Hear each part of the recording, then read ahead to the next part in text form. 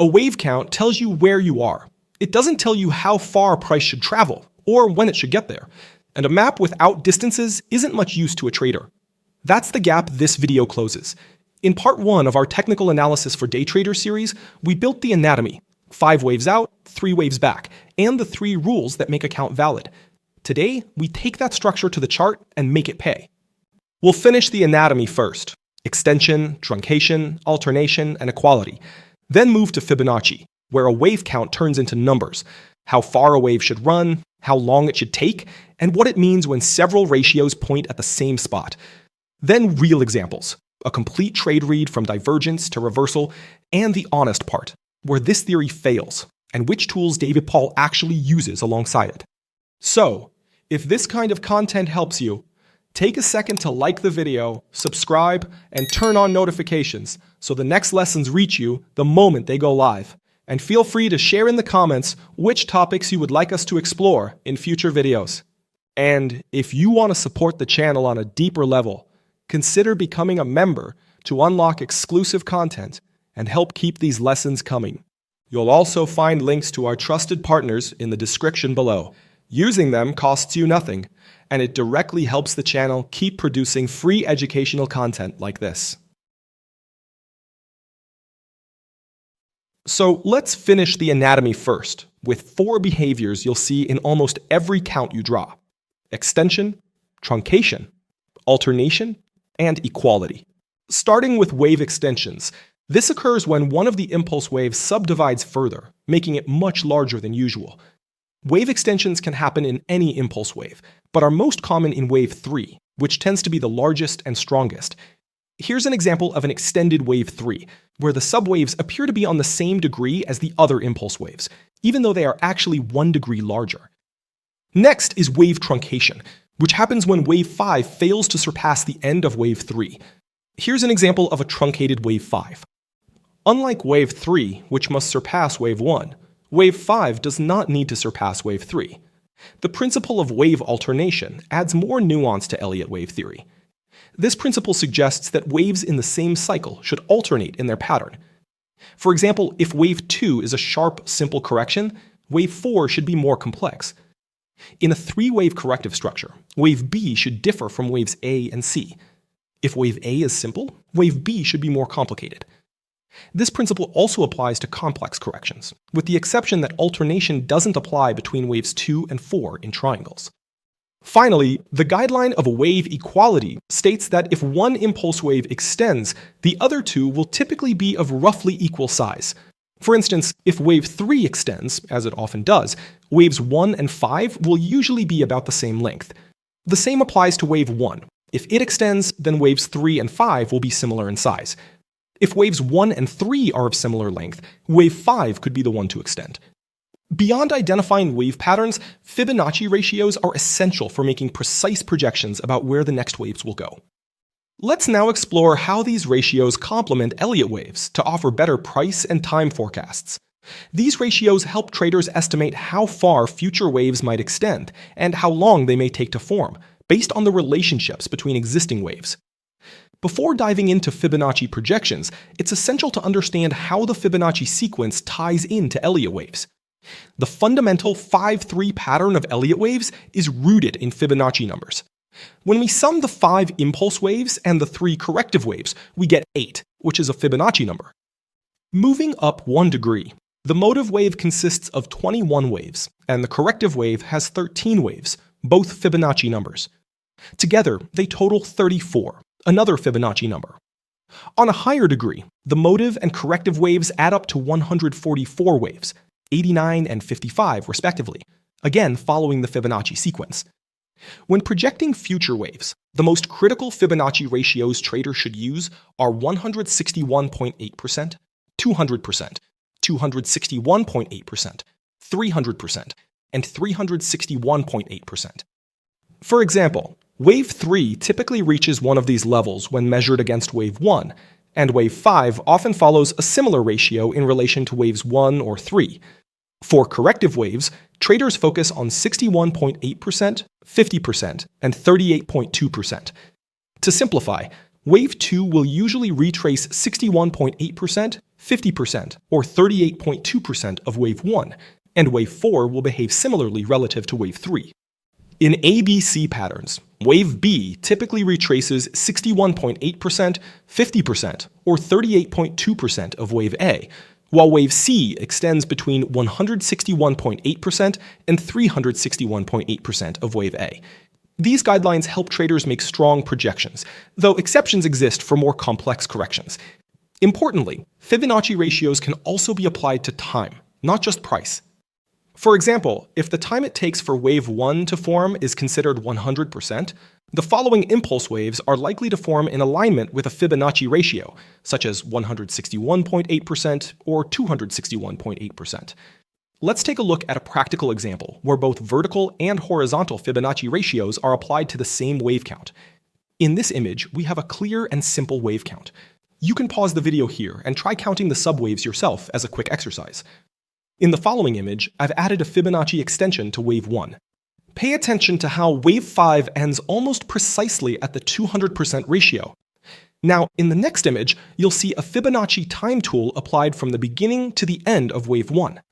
Notice how wave 5 concludes at the expected Fibonacci ratio. We can experiment with various measurements to discover where different Fibonacci ratios intersect. For example, when I plot the Fibonacci time tool from the start of wave 1 to the end of wave 3, you'll see that the 161.8% ratio lands almost exactly where the 461.8% ratio from the previous image was located. This is an example of a temporal Fibonacci convergence. We can further enhance the analysis by adding a third temporal convergence.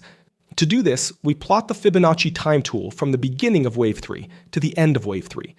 As you can see, the 200% ratio now aligns closely with the same area we observed in the last two images. Now, let's move on to another real-world example from Tesla's 1-hour chart. Notice that we are now working with a wave count in a bearish market. By plotting a Fibonacci extension from the beginning of wave 3 to the end of wave 4, we can see that wave 5 terminates almost exactly at the 161.8% ratio. In this next image, you'll notice that the Fibonacci ratio tool, applied from the beginning to the end of wave 3, aligns with the same level, but this time at the 200% ratio. Next, we apply the Fibonacci time tool from the start of wave 3 to the end of wave 4, following the same structure as the Fibonacci extension tool. Observe how the 200% ratio points almost exactly to the conclusion of wave 5. In this image, the Fibonacci time tool is plotted from the end of wave 1 to the end of wave 3. Now, the 261.8% ratio points to the same region, projecting the end of wave 5. Interestingly, for those familiar with this channel, when we plot a standard pitchfork using the beginning of wave 3 as the A-axis and the beginning and end of wave 4 as the B and C axes respectively, you can see how the price adheres closely to the lower line of the pitchfork. In this next image, we see yet another tool directing us to the same area, a Fibonacci channel. The orange range, which results from plotting the channel using points 2, 3, and 4, is then extended using a Fibonacci ratio to form the gray channel. Notice how the gray channel perfectly captures the end of wave 5. Let's now move on to how you can trade using Elliott waves as a beginner. To trade solely with Elliott waves, you'll eventually need to delve deeper into the methodology. This guide is just the starting point. However, with the knowledge you've gained in this course, you can already apply the theory in certain trading situations to your advantage. For instance, imagine you suspect a price reversal after noticing a simple bearish reversal divergence on the RSI, as shown in this chart. The problem with divergences, as you may know, is that they can occur repeatedly, generating false signals, which can be disastrous for any trader. This is where Elliott Wave Theory can assist by offering a roadmap to help determine whether the price is truly about to reverse. While it's not the only tool available, it can be incredibly useful. The approach here is to perform a wave count on recent price action.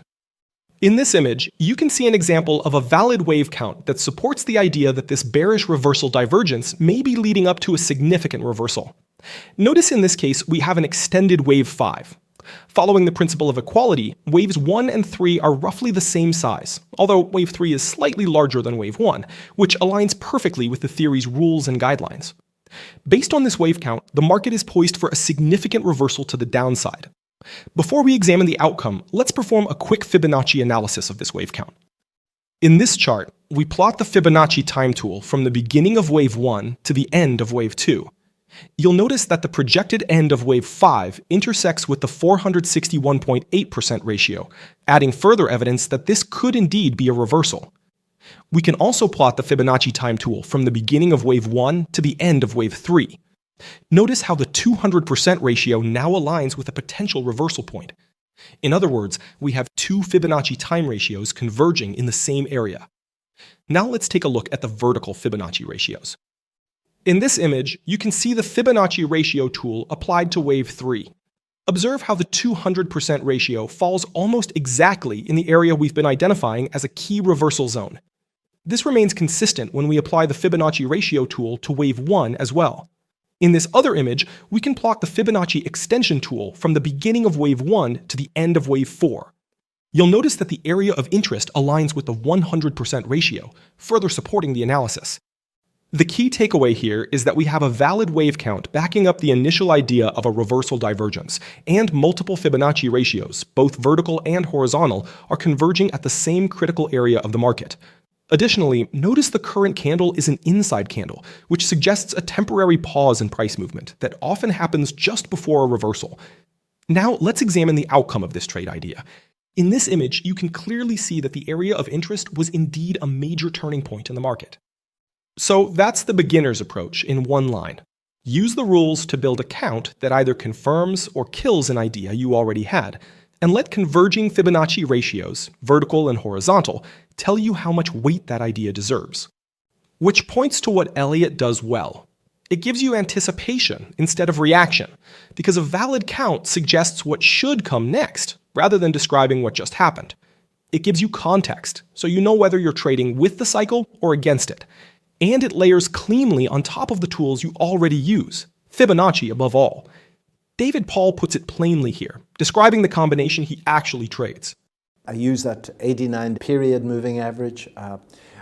I use a lot of Fibonacci, and I use momentum divergence to actually give me a heads up as to when trends are about to change. When a downtrend is about to change to an uptrend, when an uptrend is about to change to a downtrend. It doesn't tell you exactly when it's going to happen. The divergences can drag along for quite a long time, but it gives you a heads up that the trend is starting to move into thin ice.